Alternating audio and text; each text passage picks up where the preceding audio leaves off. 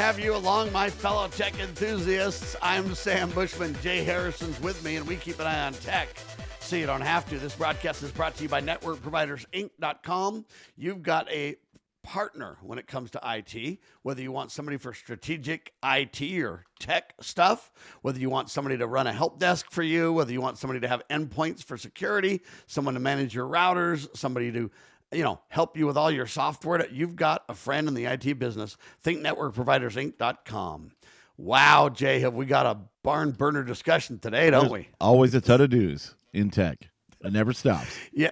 Yes, indeed. Now, as everybody knows, this big old Meta Google case, Meta had to pay a bunch of money. Google's paying a bunch of money. And it's interesting. I don't know if people realize this, but TikTok was in that lawsuit, and TikTok managed to settle right before it went to trial. So they got left out of the discussions. Yeah, but and no we don't word know how what much they had to settled pay, for. but Exactly. that's right.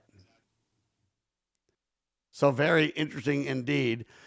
This is all about, at least this case, is about the addictive nature of their platforms. And the idea is, hey, you guys know that it's addictive. You guys have engineered it intentionally to be addictive. And therefore, the bad things that happen to people, you're responsible for. And, there's two sides to this. On one hand, I really don't think that if you develop a platform, people are responsible for the actions others take related to that platform. Agreed. In general, in other words, I agree that you're responsible for your own sins, but not for Adam's transgression, kind of an idea, right? I'm responsible for me, not for Jay, is the idea. Right. At the same time, though, when you literally use social engineering and you have psychologists and psychiatrists and social scientists and all these different people literally finding out what brings dopamine to the brain and then literally doing things that kind of follow Pavlov's rule. You hear the bell, so you salivate because the food comes down all the time. And I mean, that's a simple example. But when you start to get into this societally, social engineering, at some point, then there's a line drawn, Jay, and it's hard for me to know where it is. But the fact is they got sued. The plaintiffs, the people that sued won. Meta and Google had to pay.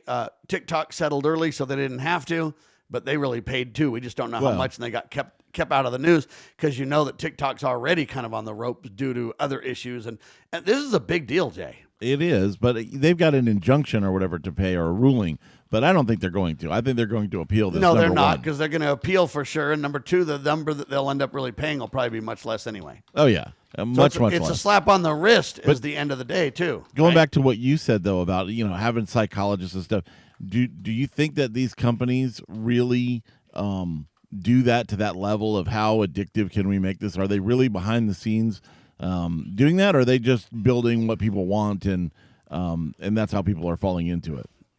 I don't know the answer. The conspiracy in me says, hey, they're doing that for sure. Right.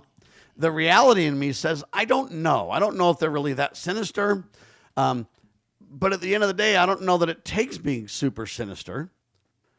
Because it's the kind of thing where, am I doing it because there's money in it? Am I doing it because I want your eyeballs on my software? Or am I doing it because it's going to cause you harm? So what I would say is I think they're doing it intentionally. And yes, I think they're using psychologists and social engineering and all these things to accomplish the task. Do I think they're doing it so that people commit suicide or so that people have harm or self-harm or that people, get so... We played last week on the show, I think it was, where this guy's hands are reaching out to the keyboard to play video games and he's dead. Right. Do I think they're really doing that to kill people and to destroy people? No, I don't. But do I think for money? Do they want everybody's eyeballs on there? Absolutely. Yeah. So, I don't know how to answer your question exactly. Meta argues, though. They say they have 40,000 employees working on safety, and they cannot guarantee to catch all harmful content or people that get addicted to it. Like, they just can't. And I agree with that, and that's kind of where the line is. And that's why I started out by saying I'm responsible for my own sins and not for Adam's transgression. In the sense that, I'm responsible, okay? And if parents don't let their kids just tweak out on this things 24/7 or whatever, if people around this guy that was a gamer that was reaching out to his keyboard and gamed for 30 hours or whatever it was and then died, if society, looks after others and if family looks after others, and, I don't think things should get to this level. At the same time, though, there is a societal responsibility here. And where those lines are, I don't know. And the reason I say that is because I would have to know behind the scenes. Was there a jury in this case? What did evidence really got brought out behind the scenes of how sinister their actions really are, and what did they really know? And do they turn a blind eye to this, or do they just realize that it's only the few? Like, most gamers aren't just killing themselves trying to play video games, right? So where does the harm start and the responsibility begin? And right, exactly. And so I don't know the answers to the questions without being able to have some kind of internal details to really know. But if we're not careful, this will back into free speech and free association and everything else. Pretty soon, we'll be like, hey. That's the problem, is it becomes very opinionated. Right. It's not ruling on fact. It's based on people's perceptions and opinions, and that, ebbs and flows and changes all the time. How do you make a ruling on that? And unless though we get intel behind the scenes where they fully knew, and they had psychologists and psychiatrists and social, scientists, and literally do research and come back with facts. Hey, here's how you increase dopamine in the brain, and if you create your programs that will do this and this and this, you continue to pull that dopamine trigger and da-da-da. At how far it goes, I don't know. And even if they did do that, this is the problem. Fraud is a very high bar. So is proving intent. And so did they just say, hey, I want people to have dopamine, so they want to play my game? Or was it, I want dopamine to be so strong in people that they lose control of themselves? This goes back to the cigarette maker discussions as well, Jay. It's very similar to that, yeah. So anyway, I don't know the answers. I just know there was a big lawsuit, and I know that this is just the beginning. You're going to see more and more lawsuits like this. You're going to see more accountability. And what I don't want is it to turn into a free speech violation or a free association violation. Pretty soon it'll be like, hey, by law, you're only allowed to play 3 hours of video games a week, Jay. Yeah. Okay, I don't want it to go to that realm by any stretch. Plus, it's going to stifle innovation, because if you start getting a lot of these that are finding in favor of the plaintiff, companies like Meta and people will get they'll just shut down, or they won't be able to afford it after a few of these giant lawsuits go through. And then people will be like, what are we going to do? What are we going to make? Well, we can't do that. We might trip this law or be liable for that. Yeah, and so it's very difficult how to handle this stuff. I don't know the answers, again, without being on the inside and knowing really what was actually done, what was actually known, what was actually, in other words, did these companies get warnings that this was too aggressive? And did they say, we don't give a rip? We hope that happens? Or, did they, how aggressive was their agenda? How much did they really know, et cetera? But I mean, the cigarette companies, the nicotine companies, the alcohol companies, I mean, there's no difference in these different things. One are physical things that you're addicted to, and the other ones are, is it emotional addiction? What, is there a line difference between that and porn, for instance? Now a lot of these companies that are AI are wanting to crank up porn. Elon Musk and everything else has porn capabilities. There's been big lawsuits about these two 14-year-old teenage boys created a bunch of fake porn, whatever you want to call them, deep fake videos about girls in their school, and all these girls are digitally, made naked and everything else, and now they're in trouble, and they got really, but yet if they were adults, they would have said you'd go to jail for a long time, but since you're kids, you don't have to. And what about all that? And is that similar to this? And were those boys addicted? And I mean, I don't know, but whether it's porn addiction, whether it's gaming addiction, whether it's dopamine for social media, whether it's alcohol or cigarettes or whatever else, I think that for the almighty dollar, people are crossing the line. And I think that's a sad tale to tell. I don't know that I would call it criminal, though. And what I don't want is the social world or the society to take such extreme action on either side that they really eventually take away liberty. That's my big concern here, Jay. Either side, whenever you go to the extremes, it never is good, right? Well, if you got to get the government involved to nanny it and play referee, then it's going to be problematic down the line. Absolutely. On the heels of this, what else is Meta? Well, you got this story of Meta in New Mexico that just lost a $375 million social media lawsuit, and this was for similar things, but they said they violated failing to keep kids safe and failing to disclose things. The case was brought by an undercover operation that showed adults could send inappropriate sexual content to accounts, themselves posing as minors. The jury. So this is different now. This isn't the addictive behavior. This is, hey, you're not policing your system well enough to stop things that are against the law from transacting, so to speak, on your network, right? Yep. They say they violated New Mexico's Unfair Practices Act by allegedly knowing about the dangers to children and not disclosing them. Meta was ordered to pay $375 million fine. Prosecutor had sought $2 billion, so that's down from that. They argued that Meta prioritized growth and user engagement over child safety, and it contributed to social media addiction among youth. So testimony from teachers supported the claims that excessive use of Meta platforms negatively impacted students. Again, here Meta says, "Hey, and they argued they have 40,000 employees dedicated to working on safety, and they can't realistically catch all harmful content." And they say the company said its platform is designed to connect people, not to enable predators, and that safety is good for business for them. So they're trying to do what they can. They say. They disagree with the verdict. They're going to appeal again, just like we said on the other case. The company cited First Amendment protections, including Section 230, which generally shields platforms from liability for user-generated content. If we're not careful, the Hegelian dialectic is going to be used here. The Hegelian dialectic says, I say A, you say B, and we can't agree, so government becomes the only arbiter that can solve the problem. And then when that happens, pretty soon, you get other issues. And so I don't want to make this political, but I am telling you that it's a sad day when we get society so divided and we get companies so predatory for the almighty dollar and for whatever other reasons, it becomes the naked capitalist instead of a moral guidance of free enterprise. The naked capitalist takes over. Everybody suffers as immorality becomes king. Hold on. This is Tech Watch, and we keep an eye on tech. Cybercrime is exploding. Take Sarah from Sweet Delights, whose world crumbled after having to close with not being able to bounce back.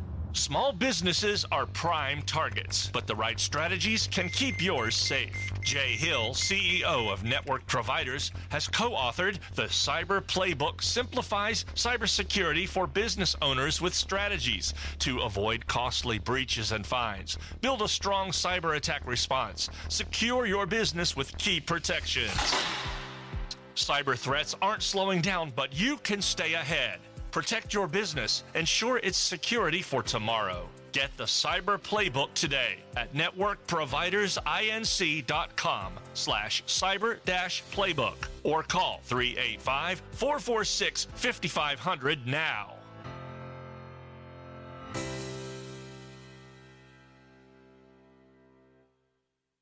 Step into the boots of the American West with Range Magazine, where grit meets grace. This is a front row seat to the stories, struggles, and triumphs of ranchers, farmers, and stewards of the land. From jaw-dropping photography to no-nonsense reporting, Range brings you the untold tales of life on the range. Whether you're a city dweller with a cowboy's heart or living life where the pavement ends, Range speaks to the soul of the West. Subscribe today at rangemagazine.com.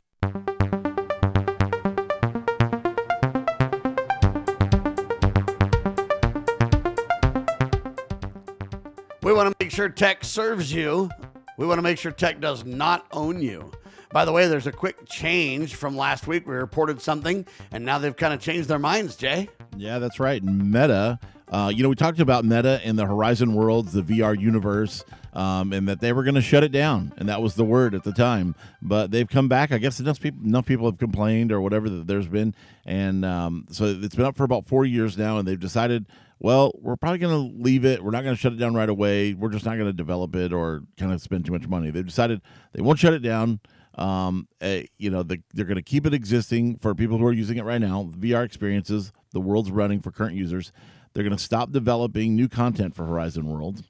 The company says it's shifting strategy to focus on mobile first, and VR is going to be deprioritized, not eliminated. It's no longer the main focus for Horizon Worlds. This reflects a lower than expected adoption of Meta's VR system, and the move is kind of a middle ground decision on their part to maintain support for current users, but redirect future investment toward mobile growth. And I think that should have been kind of the case from the get-go, Jay, more of a moderate approach on this thing, because a lot of people have invested quite a bit of money in hardware. And so if you just kind of jettison it, that's one of the things that I'm really frustrated about Google regarding. They start so many great I don't know what you call it, experimental projects, Right. which is wonderful. But then they just jettison things after you get hooked on them. Or I shouldn't say hooked because I don't know that you're addicted, but you get used to using something and then they just yank it because they don't believe it's profitable enough or whatever else. I think there's a problem there too, where you're playing with the public. You make them your beta testers, but then they're guinea pigs, but then you yank things away. I don't know. I'm a little bit uncomfortable with that methodology. If you're going to crank something up and then a lot of people start using it just because it doesn't meet your expectations, I don't know that you should just yank it and get rid of it entirely. So there's kind of a balance here, and hopefully these companies are starting to see that, and that's why they're backing off here going, whoa, hold on. Maybe we shouldn't be so drastic. And I like that approach, Jay. Well, when Google canned Google Talk, that's when I switched to Telegram.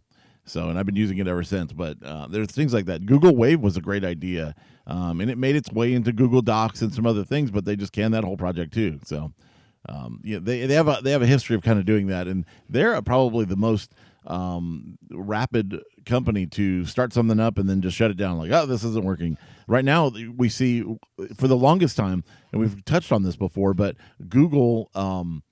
You've been able to Gmailify by popping pop 3 accounts, other emails, and bringing them to your Gmail. All of a sudden, coming up soon, sometime this year, I think around May, I don't know the exact date, but they're going to shut all that down, and that's going to be problematic for people too. That is, and again, they say that's for security reasons. Again, there's a balance. I see both sides. As a tech guy, I understand the security concerns. I agree that eventually old technologies like POP, POP email has been around forever, but it's not used very much. At some point, old technologies need to kind of go away and kind of move towards the new. I get that. I don't know where all the balances are. Like computers, hardware, when do you drop support for things from a hardware point of view, from an operating system point of view, from a software point of view?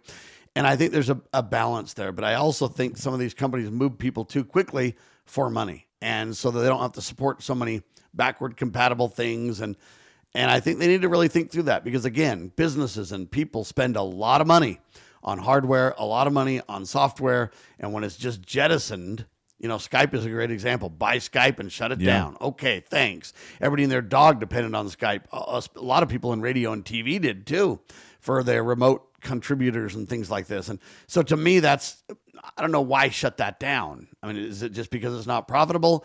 Is it because they want to move everybody to Teams? But Teams isn't near as flexible as Skype once was. Teams doesn't deal with regular phone lines as Skype did. There's all kinds of twists that this brings out. And so I think companies need to really respect consumers and businesses and kind of say to themselves, when am I doing something just for pure profit? When am I doing something for ease of support or whatever? But yet, when does it backfire and hurt the consumer, hurt the business? When does it harm your customer greater than it benefits you as a company?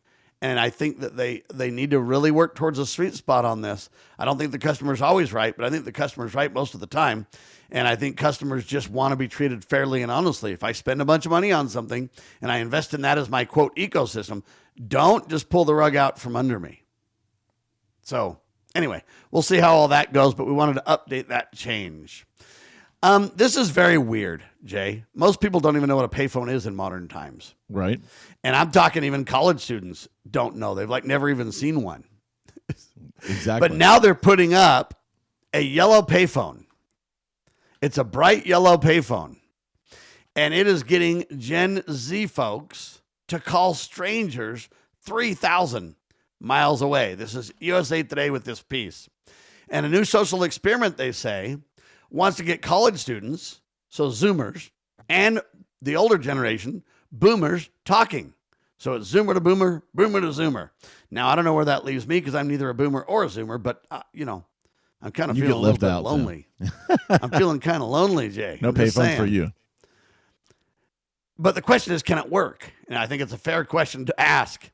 Gen Z, of course, is notoriously bad at picking up the phone. Boomers, that's how they grew up. The phone's their deal.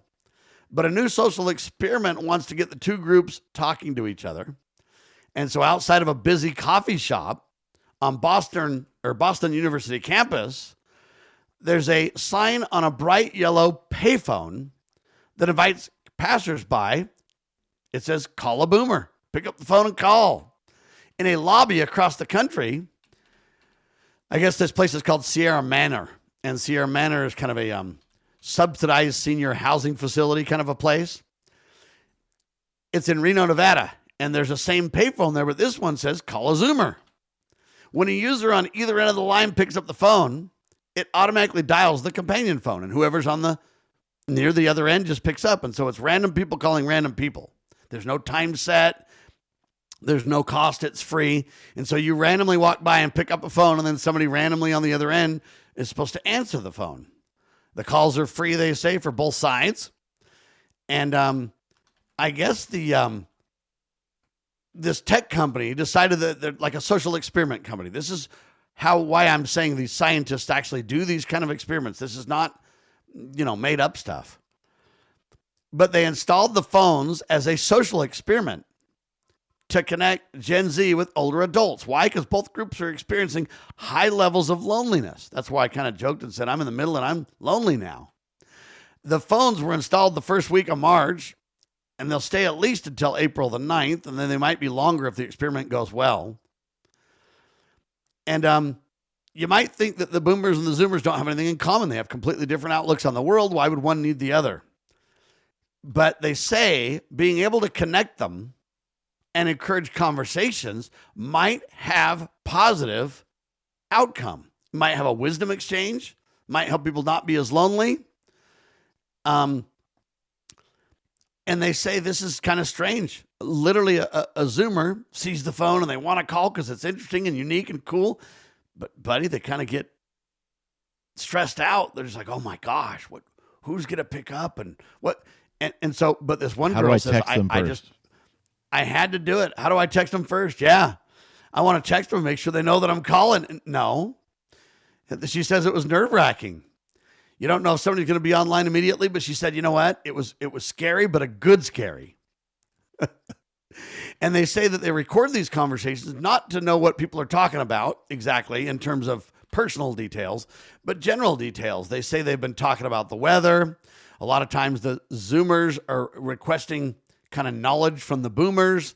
And so it's kind of a download of advice. And there's definitely an exchange of advice being sought out, they say. Younger people want to know what old people think about life if they have words of wisdom. Old people kind of want to know what's happening for the younger generation. And anyway, it's a very interesting, I don't know what you call it, social experiment. They say the project aims to combat loneliness, promote intergenerational dialogue. They say this isn't the first of these social experiments to go viral. Earlier this year, they used what's called a cross-country payphone exchange for what's called a party line project, connecting people in San Francisco to these people in Texas and everything else. Now, this is interesting, Jay. When I was a kid, there was party lines. Yeah, but that was a completely different thing. That's where people shared telephone lines, right? Yes. And that's different from this party line. This party line is you pick up the phone and everybody's on the phone together. Whoever wants to be on is on. It's like a big, huge conference call. Just whenever you pick up the phone, you're added to the conference call. And whenever you hang up, you're taken out, but the conference call is ongoing. Well, their experiment here was a party line. I think they're talking about political parties because they're trying to connect people in San Francisco with people in Texas, basically Democrats with Republicans to get people to talk and dialogue. Agree and to work through things, right? Yeah. So the point is, though, they're taking that old party line that I grew when I was a teeny kid that they had, and they're making this now to try to bring people together politically. Now, they say this new experiment, this one about the yellow payphones with Gen Z and the boomers or whatever, they're saying their goal in this case is not political, whereas the other one is political. So that's what I mean by when I say these companies are doing these social experiments and, trying to find out what's going on with people. And, it's very weird, but society has moved big time away from personal social interaction. And they're trying to see if they can't. I think they're gathering it all with AI. That's the real goal here, is to gather it all and use it for training data. You may be right. The question is there some good or bad social ramifications? When we get back, we'll discuss that real quick and a whole lot more. You're watching or listening to Tech Watch Radio.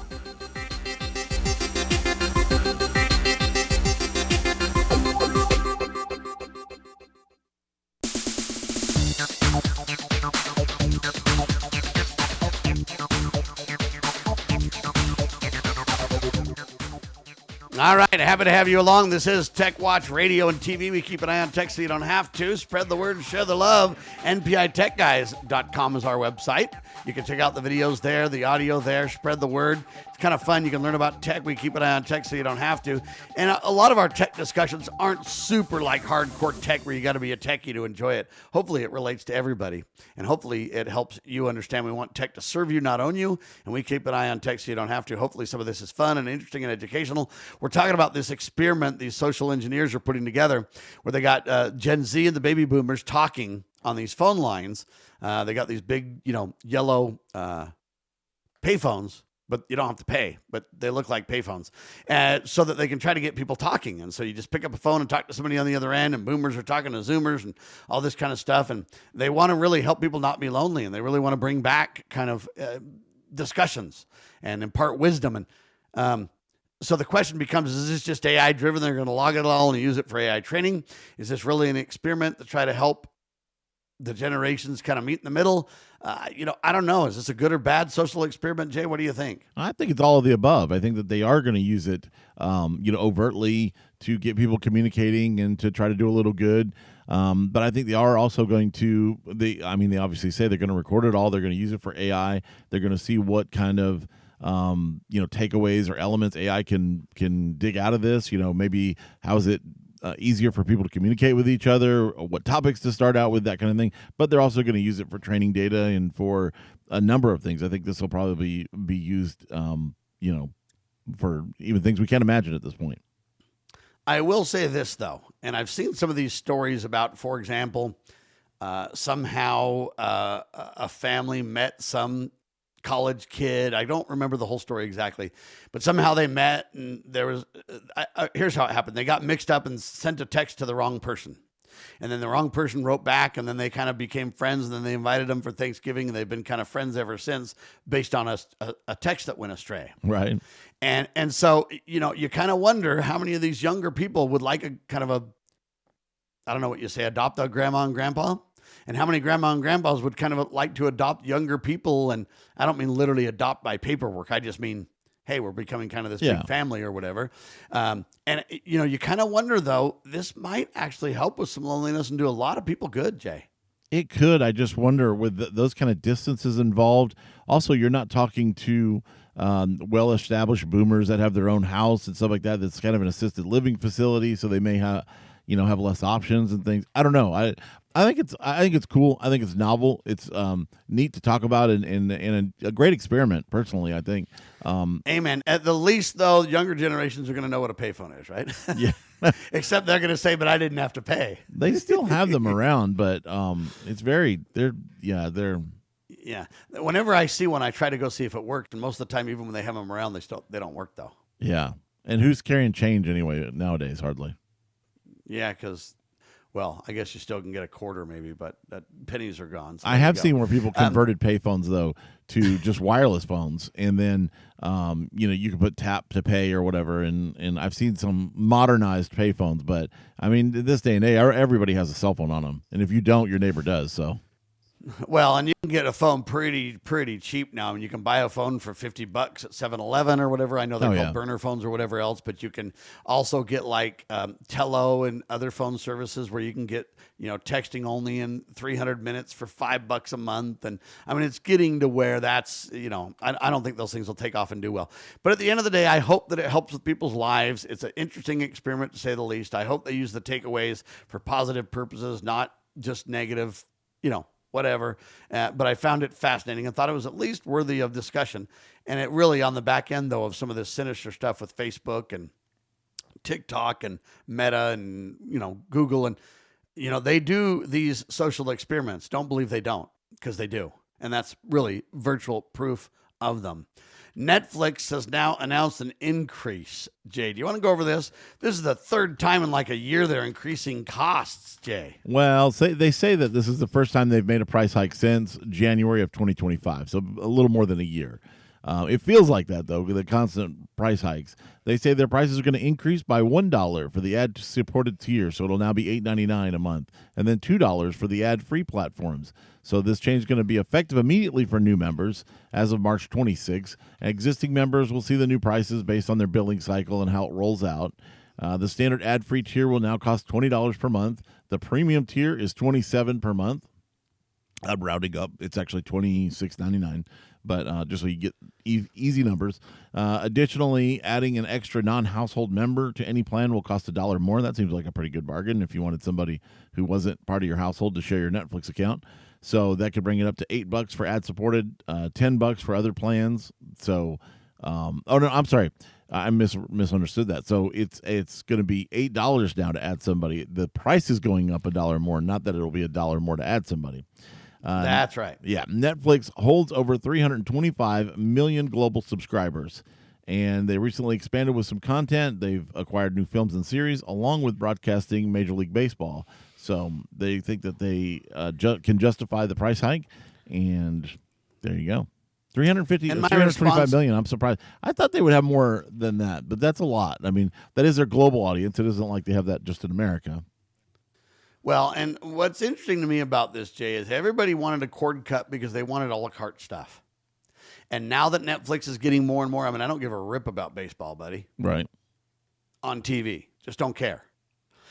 But yet they're going to increase my costs and they're going to say, hey, man, we got this awesome baseball thing. And I'm thinking, so what? I want a la carte. So what we're really seeing is that even though you go to the digital world and cord cut, a la carte's not really an option, because even when you do it a la carte, you get these smaller packages, but you have to buy 2 or 3 or 4 packages, and pretty soon you're kind of back to where you were. Yeah, and now reconsolidation. You've got YouTube and some of these other things, and they're not really a whole lot cheaper than cable. Now cable's creating some of these, quote, smaller packages too to try to lure people in. We're just kind of back to where we were, and the problem is that cost of entertainment continues to rise. And I think, Jay, they're going to find that, you know, when the nation's at war, when inflation's massive, they say inflation's well over 4% now. The post office, I don't know if you know, but USPS just announced they're going to have an 8% surcharge because of the increased costs. Costs are going up literally everywhere. The average cost of a new car is over $50,000 now. I'm just telling you, at some point, people are going to be forced to buy things that are necessary, not things that are voluntary. So a lot of these entertainment people, if they're not very careful, they're going to wake up with a rude awakening because everybody's going to start to jettison the services. Well, I mean, even McDonald's has kind of come back and going, hey, man, we got to bring back a $3 and a $4 menu now. Used to be a $1 menu, guys. Don't forget that. So they're way above 4 times. Now they're trying to bring it back to 3 to 4 times to lure you back in. Yeah, they call it a value menu now, Sam. Yeah, the $3 to $4 is a value menu. It's just 3 to 4 times as expensive as it used to be. But they're coming down to that value menu. So they've even been charging way more than that. And when do these companies, you know, just adjust for inflation versus when are they just taking advantage of COVID or the effects, you know, hey, we got shorter hours from Walmart now after COVID, and we've got, you know, increased costs everywhere. And I'm just telling you, the entertainment industry is the first one that's going to suffer if they're not very careful, Jay. I agree with you. I will say, though, on a brighter side, after cord cutting and all of that happened, we do have more options. And there's a lot of people that are just saying, I don't opt for any of those paid services. I've got YouTube for free. I've got lots of, there's channels on Roku and Tubi and all these that are ad-supported channels now. Even if you have over-the-air stuff still, you have free-to-air stuff on satellite. You know, there's a lot of options. TikTok.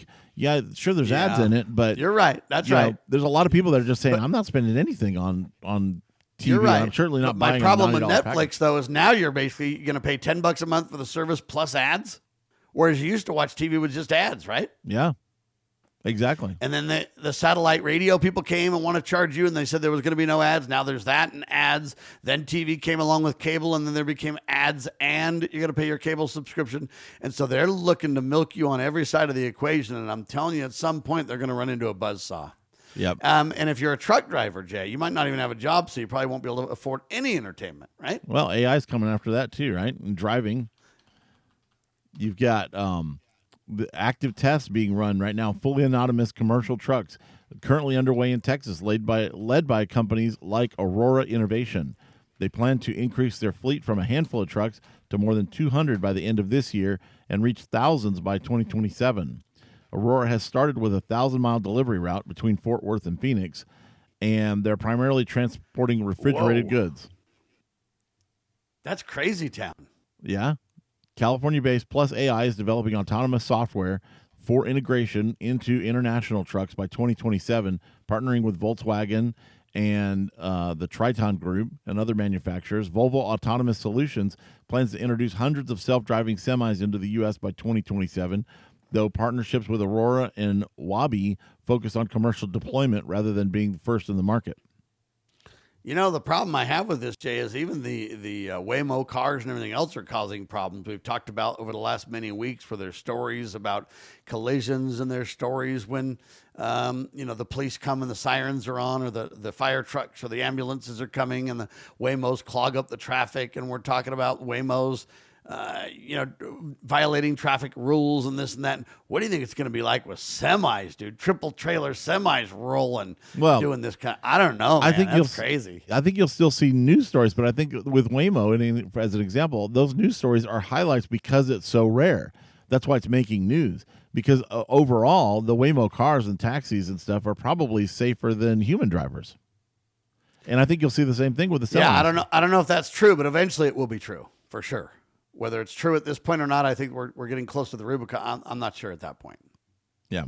But nevertheless, though, and they say, hey, we got all these illegal truck drivers, got to get rid of those guys. But pretty soon there will be no truck drivers. There'll just be automated stuff going on.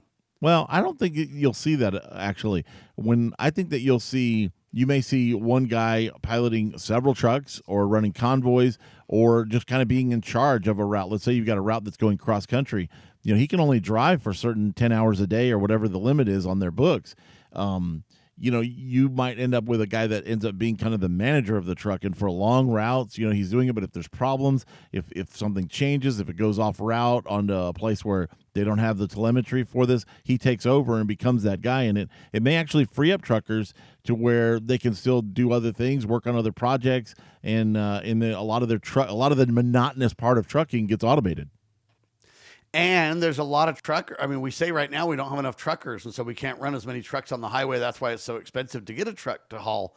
And if this is the case and we get, say, twice as many trucks on the road, then, the cost will be less and you won't be stymied by the lack of truckers. So, there's a lot of positives and negatives to all this stuff, right? Absolutely.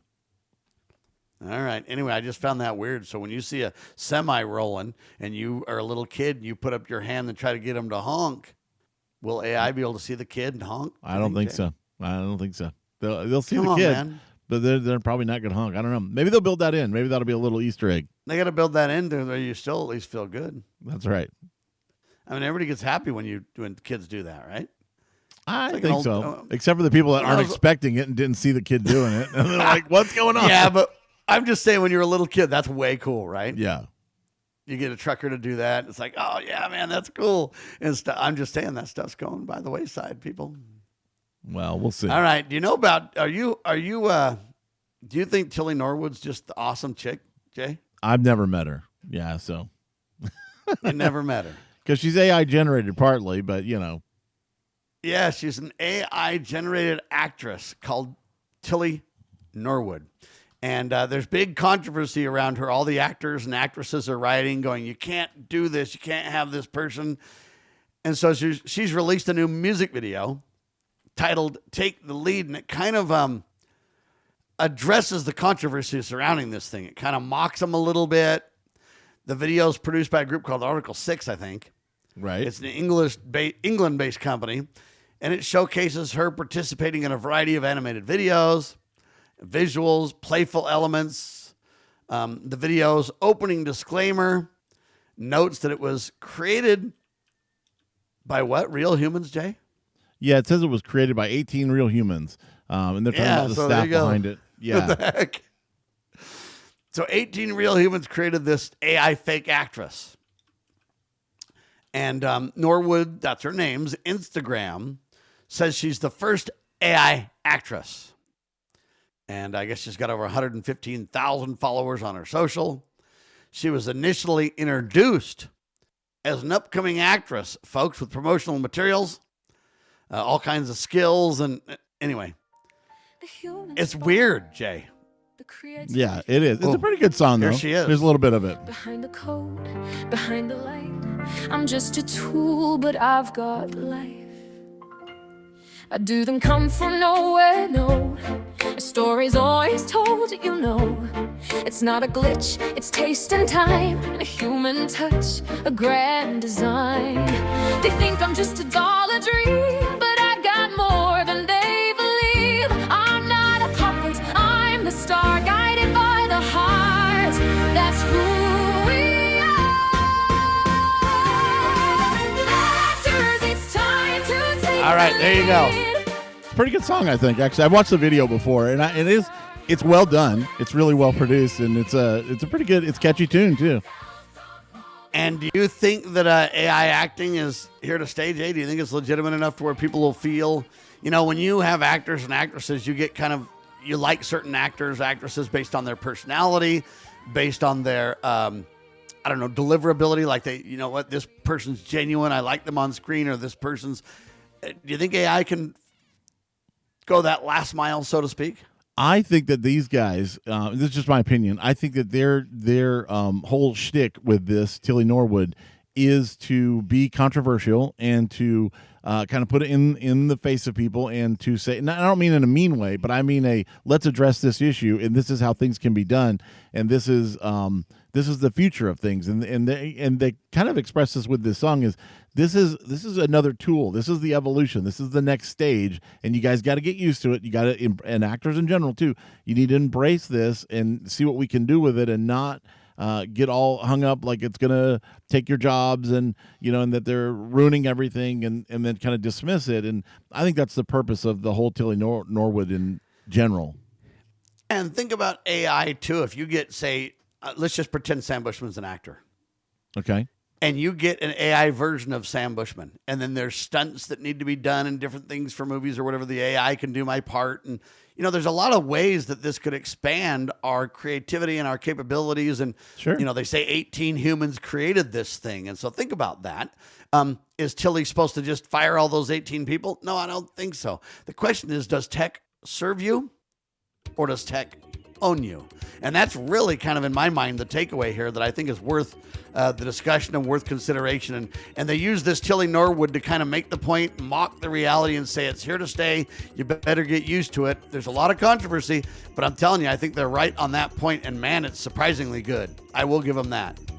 All right, when we come back, I want to talk about Mozilla Firefox. They're one of the better browsers doing some pretty good stuff that I wish others would follow suit. We'll talk about it in seconds.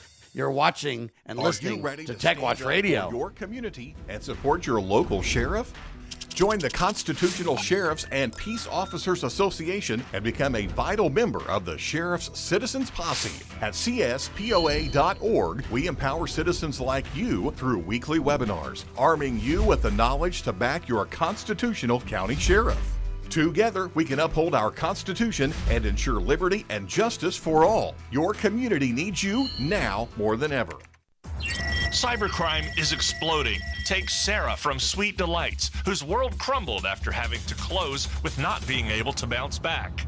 Small businesses are prime targets, but the right strategies can keep yours safe. Jay Hill, CEO of Network Providers, has co-authored The Cyber Playbook Simplifies Cybersecurity for Business Owners with Strategies to avoid costly breaches and fines, build a strong cyber attack response, secure your business with key protections. Cyber threats aren't slowing down, but you can stay ahead. Protect your business. Ensure its security for tomorrow. Get the Cyber Playbook today at networkprovidersinc.com/cyber-playbook or call 385-446-5500 now. It's time to take the lead. Create the future. Plant the seed. Don't be let down. Don't fall behind. Oh, man, that's phenomenal. Have you seen Tilly Norwood in that latest movie, Jay? It was incredible. I haven't seen any movies by her yet, but I have seen the music All right, video. it's coming, bro. And I say that not really because Tilly's in movies, but eventually there will be AI in movies. There's commercials. Whether She's it's in commercials. Yeah, whether it's extensions of people famous actors, like, now you don't need stunt devils and put your life in danger if you could use AI to do some of those things, right? Oh, yeah, that's actually a very legitimate use case. And so we need to realize, when is tech going to serve us versus when is it going to own us? And if we approach AI correctly, AI can enhance people. Let AI really do a lot of work for you to make you more capable, more round out some of your weak points as a human, and expand your ability to get things done. But be wise about it and make sure that AI can shorten your workday, not just make your work harder. That's where tech serves you, doesn't own you. And I think that's really something to deal with. But you know what? The other thing is, we need real control on how much AI we use. What I don't want is AI baked into my life to where I just can't not use it, or can't turn it off, or can't be Copilot. an independent human. Yeah. Exactly. Yeah, amen. And that's the point. But Firefox is starting to get it. The Mozilla people, they're kind of more grassrootsy as why, but what they're doing really makes sense, Jay. That's right. Mozilla Firefox is introducing comprehensive AI controls into its browser. This is going to allow users to completely disable or selectively manage AI features in the browser. So they're debuting it in their nightly builds. It's going to be available for most users within 2 months, unless you're on one of the beta tracks. Mozilla's VP of Firefox product indicates that the move comes in response to users' demand for both the absence of AI and the inclusion of genuinely useful AI tools. So you got people that are kind of dividing on AI lines there, and they're going to have it where you can completely disable it, or you can, manage it how you want, which I think is a good route and a clever way to handle that. And I hope at some point it won't just be eventually just an all or nothing deal, like a kill switch. I hope it's more granular, where it's like, listen, I'm going to get a list of things that AI can accompany me about. I'm not a great speller, Jay. I just don't spell very well, partly because I don't see words. And so I got to memorize it. I just never spent the time on that. It bored me. Right. But so I want controls that say, hey, I don't need AI to think for me and be in my face all the time, but I would love AI to spell check things. I'd love AI to kind of help me with my grammar. Again, grammar isn't something that I'm great at. And I wouldn't mind if when I ask AI questions, I can get answers. But then I don't want the answers just baked into things or whatever. I want to analyze the answer, and I want to argue with the answer sometimes. I want to push back on the answer and create a different answer that's, hey, you know what? I know you think this, AI, but this is really the facts. And then AI sometimes comes back and says, you know what? Good point, Sam. You're right. And this and that. And so I want AI to be my digital assistant. I don't want AI to take control, and I don't want AI to do things I don't want to. That's why I hate autocorrect on phones and everything. Sometimes it's great and makes things easier, but when it automatically does it, people send weird texts, and it's like, you said what? No, that was autocorrect. Sorry. It can be troublesome. But I do find that AI, so you have autocorrect, and it automatically assumes you're making a mistake and does it. I have found, like, Gmail has introduced this almost like Grammarly AI that instead of underlining it in red, underlines it in blue or purple, and it gives you suggestions for your grammar that are actually have been more helpful than just kind of the standard autocorrect stuff. And it never corrects it on purpose. As long as you don't force it on me, and you give me the options, and then give me the ability to either use it or not use it, I love it. Right. It's incredible. I mean, I'm not suggesting that these things are bad. I'm just saying we need control, and we don't need just all or nothing. We need granular control. And those companies who do that, I submit to you, are going to be the ones that we embrace the most. Yeah. I'm just telling you. But people don't like AI that's forced on them. For example, in new office builds, they're talking about taking out the ribbon and taking out all the controls, and you'll just interface with AI. Well, man, if you're used to building stuff and you know shortcut keys and you know how you've used Word for the last 3 decades, and they take that out or change it to where now you have to ask an AI to do some of the simplest tasks that you've known how to do forever, that's going to aggravate people. Yes. That's going to make people not happy.